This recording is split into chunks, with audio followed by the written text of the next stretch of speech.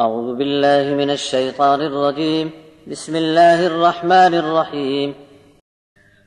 وما كان لمؤمن أن يقتل مؤمنا إلا خطأ، ومن قتل مؤمنا خطأ فتحرير رقبة مؤمنة ودية مسلمة إلى أهله إلا أن يصدقوا، فإن كان من قوم عدو لكم وهو مؤمن فتحرير رقبة مؤمنة، وإن كان من قوم بينكم وبينهم ميثاق فدية مسلمة إلى أهله وتحرير رقبة مؤمنة، فمن لم يجد فصيام شهرين متتابعين توبة من الله، وكان الله عليما حكيما.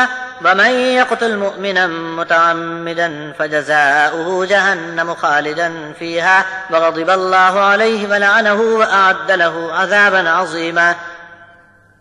يا أيها الذين آمنوا إذا ضربتم في سبيل الله فتبينوا ولا تقولوا لمن ألقى إليكم السلام لست مؤمنا تبتغون عرض الحياة الدنيا فعند الله مغانم كثيرة كذلك كنتم من قبل فمن الله عليكم فتبينوا إن الله كان بما تعملون خبيرا. لا يستوي القاعدون من المؤمنين غير أولي الضرر والمجاهدون في سبيل الله بأموالهم وأنفسهم، فضل الله المجاهدين بأموالهم وأنفسهم على القاعدين درجة وكلا وعد الله الحسنى، وفضل الله المجاهدين على القاعدين أجرا عظيما درجات منه ومغفرة ورحمة وكان الله غفورا رحيما.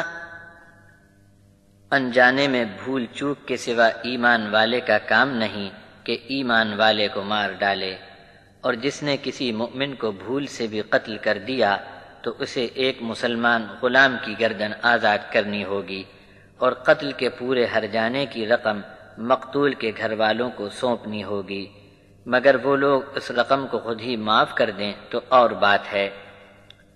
پھر اگر یہ مقتول مسلمان کسی ایسی قوم کا ہو جو تمہاری دشمن ہو تو صرف ایک مسلمان غلام کی گردن ہی آزاد کرنی ہوگی، اور اگر یہ مقتول کسی ایسی قوم کا آدمی تھا جس کے ساتھ تمہارا صلح نامہ ہو چکا ہے تو خون بہا کی پوری مقدار اس مقتول کے عزیزوں کو دینا ہوگا، اور ایک مسلمان غلام کی گردن بھی آزاد کرنی ہوگی۔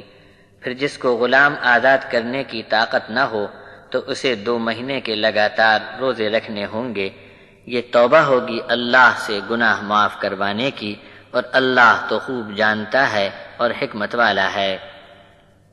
اور جو کوئی کسی ایمان والے کو جان بوجھ کر قتل کر ڈالے اس کی سزا جہنم ہے، جس میں وہ ہمیشہ ہمیشہ کو قید ہوگا، اور اس پر اللہ کا غضب ٹوٹ پڑا، اور اللہ نے ایسے پر لعنت کی پھٹکار برسائی، اور اس کے لیے بڑا زبردست عذاب تیار کر رکھا ہے۔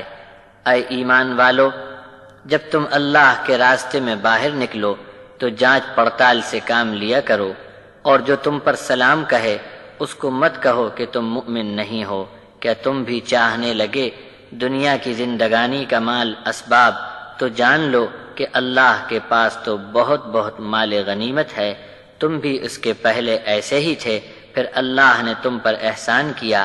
اب تحقیق سے کام کرنا، اللہ تمہارے سب کاموں کی خبر رکھتا ہے۔ ایمان والوں میں جو لوگ بدن کے نقصان یا واجبی سبب کے بغیر گھر بیٹھ رہتے ہیں، اور جو لوگ جان اور مال لگا کر اللہ کی راہ میں جہاد میں حصہ لیتے ہیں، دونوں برابر نہیں ہیں۔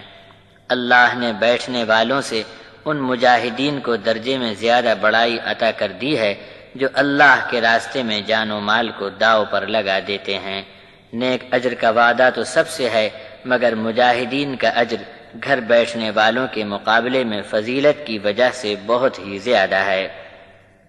یہ سب درجے اللہ کی طرف سے ملتے ہیں جو مغفرت اور رحمت کا سبب ہیں، اور اللہ تو بڑا بخشش کرنے والا اور رحم کرنے والا ہے۔